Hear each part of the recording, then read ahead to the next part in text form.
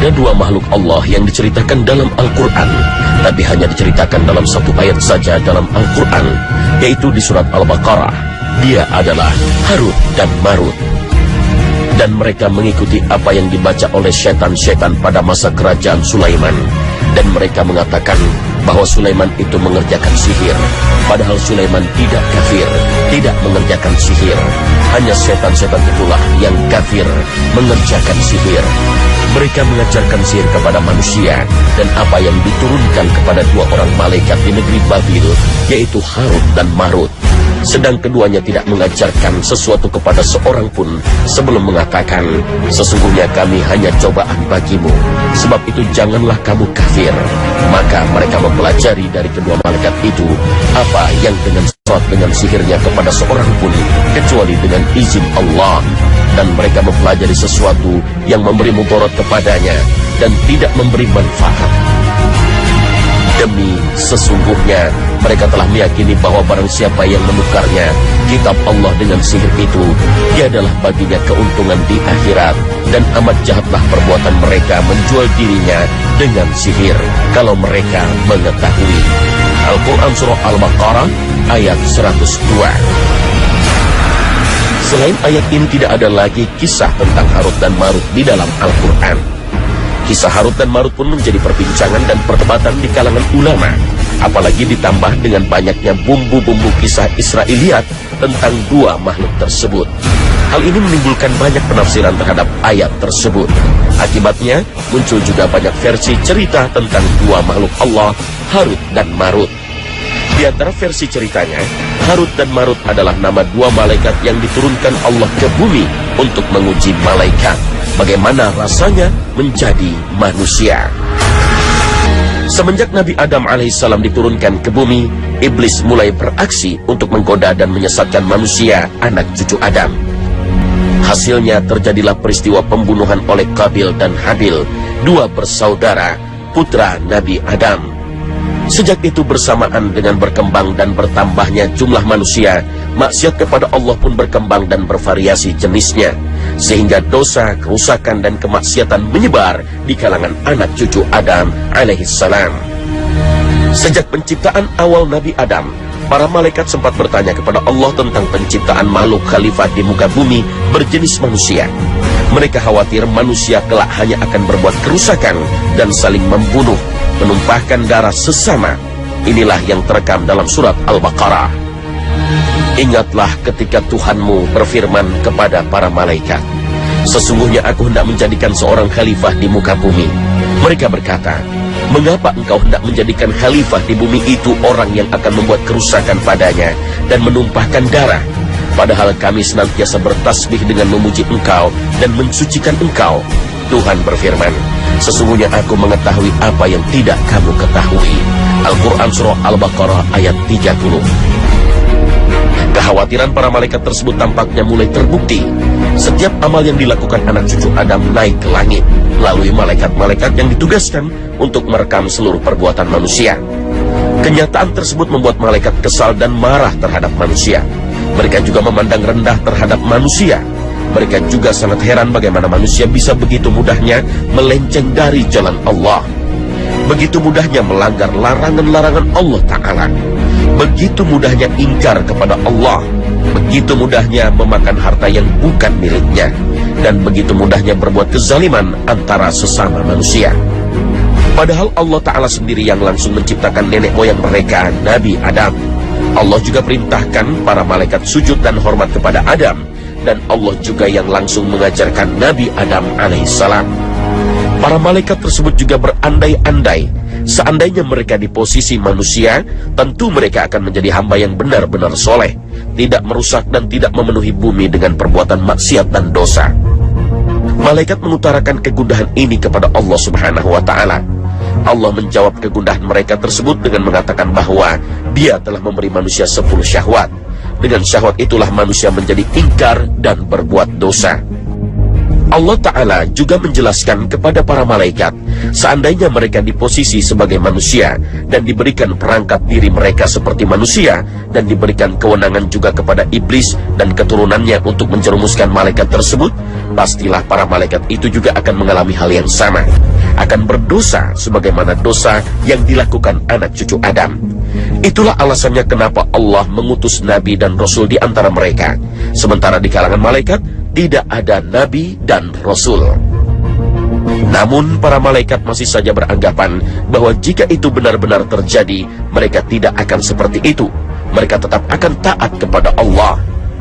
Allah Subhanahu wa ta'ala kemudian menguji para malaikat dan memerintahkan mereka untuk memilih 2 malaikat yang menurut mereka paling baik, paling alim, paling soleh, dan paling banyak ibadahnya.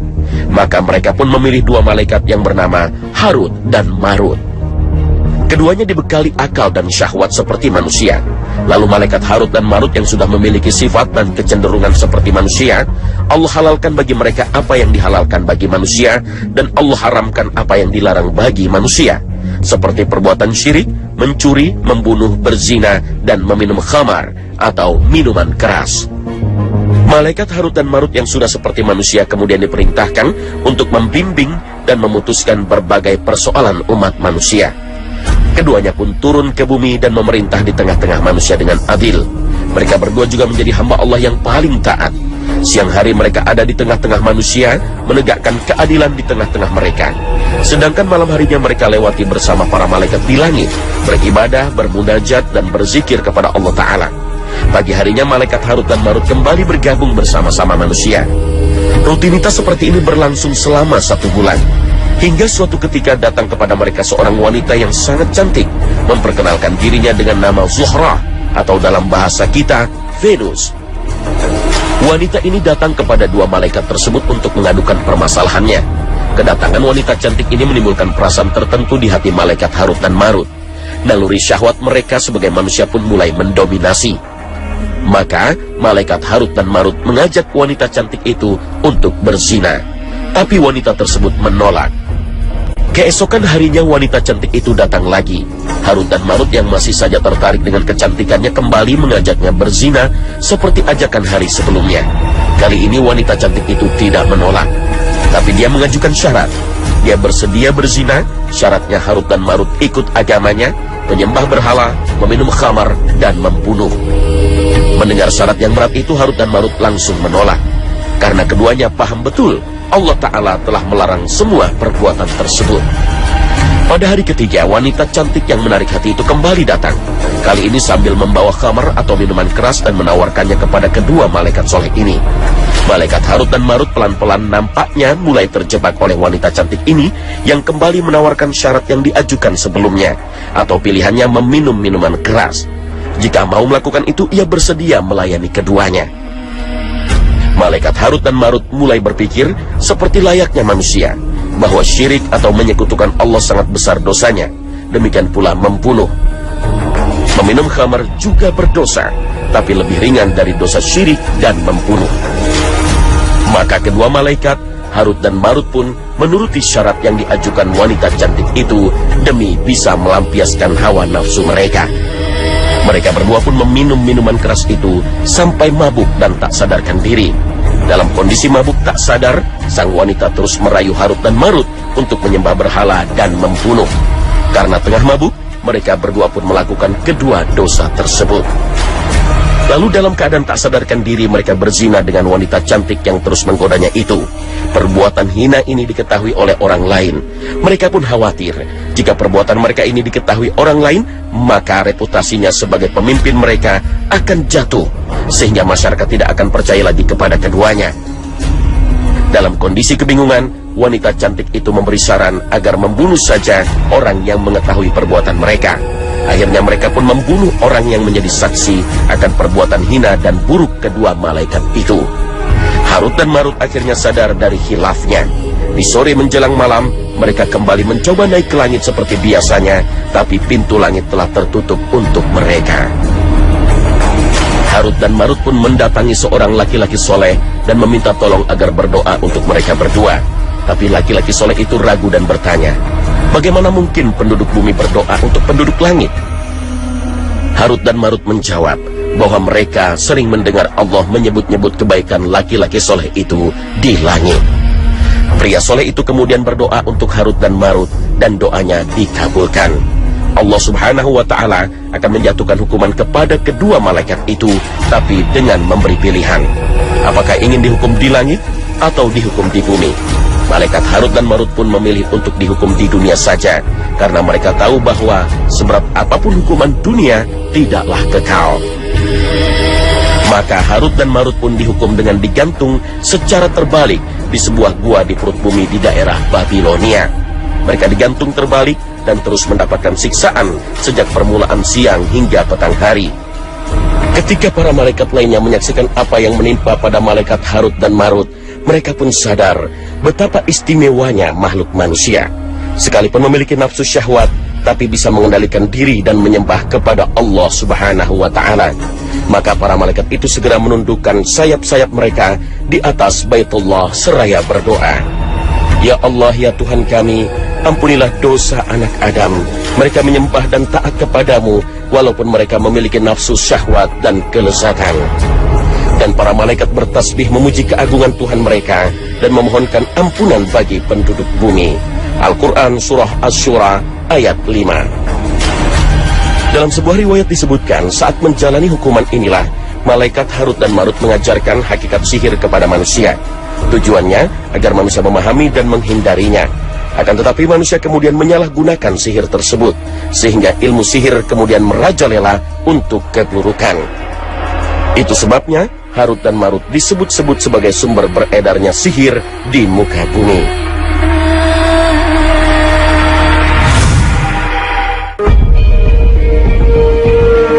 Masih banyak versi riwayat yang lain yang beredar tentang kisah Harut dan Marut ini. Setiap versi biasanya memiliki cerita detail yang berbeda. Misalnya tentang waktu kejadiannya. Ada yang mengatakan peristiwa itu terjadi di masa Nabi Adam alaihissalam. Ada yang mengatakan setelah Nabi Adam, tepatnya di masa Nabi Idris alaihissalam. Dan orang soleh yang mendoakan Harut Marut adalah Nabi Idris alaihissalam. Ada juga yang mengatakan peristiwanya terjadi di masa Nabi Sulaiman alaihissalam, karena konteks ayatnya berkaitan dengan tuduhan Bani Israel terhadap Nabi Sulaiman. Juga terjadi perbedaan pandangan tentang hakikat wanita yang menggoda Harut dan Marut. Ada yang mengatakan wanita yang bernama Zuhrah atau Venus tersebut mengetahui hakikat Harut dan Marut dan ia ingin mempelajari bagaimana caranya Harut dan Marut bisa naik ke langit. Akhirnya ia pun menemukan rahasia tersebut dan mencobanya. Wanita itu naik ke langit dan akhirnya menjadi planet Venus yang sekarang kita kenal. Ada yang mengatakan nama Venus tersebut bukanlah planet Venus yang sesungguhnya. Nama itu hanya untuk menggambarkan betapa cantiknya wanita tersebut, sehingga keindahan dan kecantikannya diibaratkan seperti planet Venus. Ada juga perbedaan riwayat tentang bentuk hukuman bagi Harut dan Marut. Selain digantung terbalik di perut bumi, ada yang mengatakan ia digantung antara langit dan bumi. Ada yang mengatakan ia digantung dengan rambutnya hingga hari kiamat. Ada juga yang mengatakan ia digantung terbalik, kaki ke atas, kepala ke bawah, kemudian di bawahnya terdapat air yang jarak air tersebut dengan bibirnya hanya 4 jari. Mereka berdua dihukum kehausan hingga hari kiamat. Kisah Harut dan Marut juga dikaitkan dengan pengajaran sihir kepada manusia. Dan yang secara eksplisit yang disebut dalam Al-Quran, Rasul yang pertama dituduh penyihir adalah Nabi Soleh alaihissalam. Ini menunjukkan bahwa kaumnya Nabi Soleh telah mengenal sihir sejak sebelum diutusnya Nabi Soleh. Allah Ta'ala berfirman dalam surat Asy-Syura ayat 153 tentang respon kaum Tsamud terhadap Nabi Soleh. Mereka berkata, "Sesungguhnya kamu adalah salah seorang dari orang-orang yang kena sihir." Al-Quran surah Asy-Syu'ara ayat 153. Imam Ibnu Hajar berkeyakinan bahwa sihir juga telah dikenal di masa Nabi Nuh alaihissalam. Beliau juga meyakini bahwa kisah tentang Harut dan Marut yang di Al-Quran dikaitkan dengan sihir terjadi sebelum diutusnya Nabi Nuh. Dan Nabi yang diutus sebelum Nuh adalah Nabi Idris. Ada juga yang berpendapat syariat pada masa itu memperbolehkan mempelajari sihir asal tidak disalahgunakan. Mempelajari sihir juga berguna untuk mengetahui hakikatnya sehingga bisa menghindarinya. Karena memang sifat sihir yang rahasia dan metafisika tersebut bisa membuat orang tertipu. Harut dan Marut adalah yang mengajari mereka dan mewanti-wanti mereka agar jangan disalahgunakan.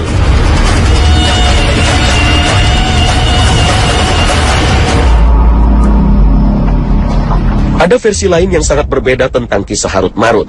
Kisah ini berangkat dari prinsip bahwa malaikat tidak mungkin berbuat dosa, sehingga kisah yang disebut dalam surat Al-Baqarah ayat 102 ini tidak mungkin terjadi pada malaikat.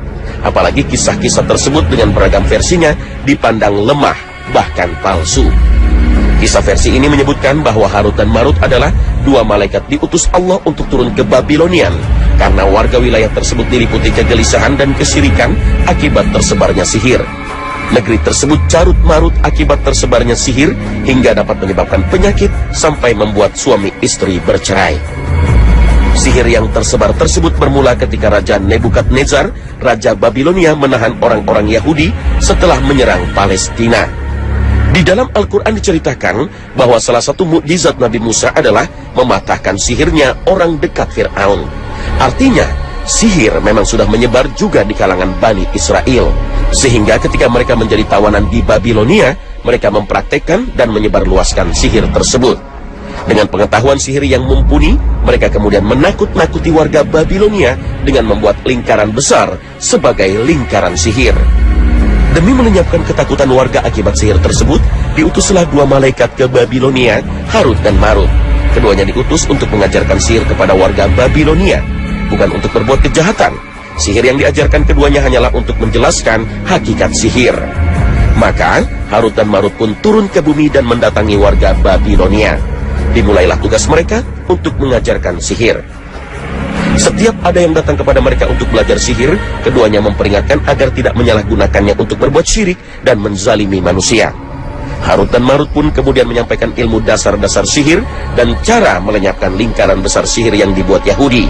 Keduanya pun memperingatkan bahwa sihir merupakan hal yang dipelajari.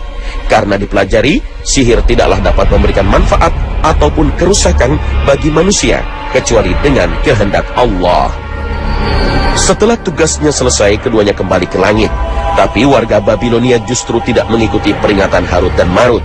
Mereka justru berbuat kerusakan dengan ilmu sihir yang diajarkan keduanya.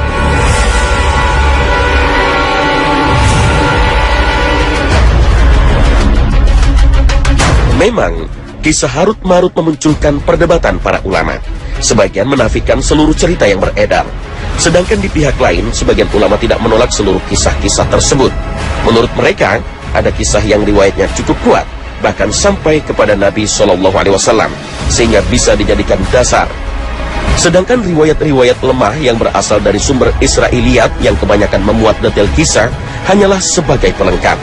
Karena substansinya adalah Allah menguji malaikat, diberikan hawa nafsu, kemudian berbuat dosa. Dan Allah maha berkuasa untuk melakukan apa saja, termasuk untuk memberikan malaikat hawa nafsu bagaimana layaknya manusia. Lagi pula ketika diberi hawa nafsu, maka hakikatnya mereka sudah bukan malaikat lagi, sehingga tidak bertentangan dengan ayat yang menyatakan ketaatan dan kesucian malaikat. Salah satu riwayat yang cukup kuat berasal dari riwayat Imam Ahmad bin Hanbal dalam musnadnya. Di antara ulama yang menguatkan riwayat ini adalah Imam Ibnu Hajar, Imam Zakaria Al-Ansori, dan Al-Bursawi. Rasulullah SAW bersabda, ketika Allah Subhanahu wa Ta'ala menurunkan Adam ke bumi, malaikat berkata, "Wahai Rabb, mengapa engkau hendak menjadikan khalifah di bumi itu orang yang akan membuat kerusakan padanya dan menumpahkan darah, padahal kami senantiasa bertasbih dengan memujimu dan mensucikanmu?" Allah Ta'ala menjawab, "Sesungguhnya aku mengetahui apa yang tidak kalian ketahui." Para malaikat itu berkata lagi, "Wahai Rabb kami lebih taat kepadamu daripada anak-anak Adam."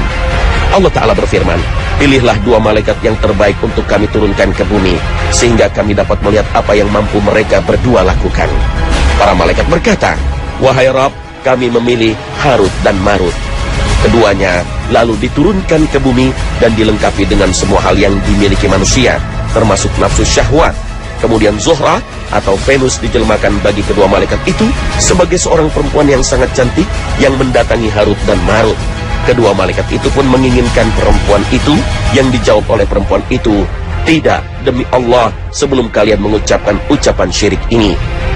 Kedua malaikat itu berkata, "Tidak, demi Allah, kami tidak akan mempersekutukan Allah selamanya." Perempuan itu pun menghindar dari kedua malaikat itu, lalu kembali sambil menggigit. Malaikat itu berkata, "Tidak, kami tidak akan pernah membunuh selamanya." Perempuan itu pun menghindar dari kedua malaikat itu, lalu kembali sambil membawa sekendi khamar, minuman keras. Kedua malaikat itu meminta dirinya lagi, tetapi perempuan itu menjawab, "Tidak, sebelum kalian meminum khamar ini." Kedua malaikat itu pun meminumnya hingga mabuk, lalu menggauli perempuan itu dan membunuh anak kecil tadi. Ketika keduanya sadar, perempuan itu berkata, "Demi Allah, kalian berdua tidak meninggalkan sesuatu yang kalian abaikan sebelumnya atasku, kecuali kalian telah melakukannya ketika kalian mabuk." Setelah itu keduanya ditawarkan dua pilihan, siksaan dunia atau siksaan akhirat. Keduanya lalu memilih siksaan dunia. Hadis riwayat Ahmad. Pemirsa Khazanah, terlepas dari kontroversi cerita Harut dan Marut, Al-Quran memang bukan kitab cerita yang memuat detail kisah. Al-Quran adalah kitab suci yang memberikan petunjuk. Oleh sebab itu, hal yang penting adalah bukan detail dan rinci kisahnya, tapi yang terpenting adalah bagaimana kita bisa mengambil pelajaran dari sekelumit kisah yang disinggung Al-Quran tersebut, kemudian menjadi petunjuk bagi kita dalam menjalani hidup. Semoga episode misteri Harut Marut bermanfaat dan mencerahkan bagi kita. Akhir kata, wassalamualaikum warahmatullahi wabarakatuh.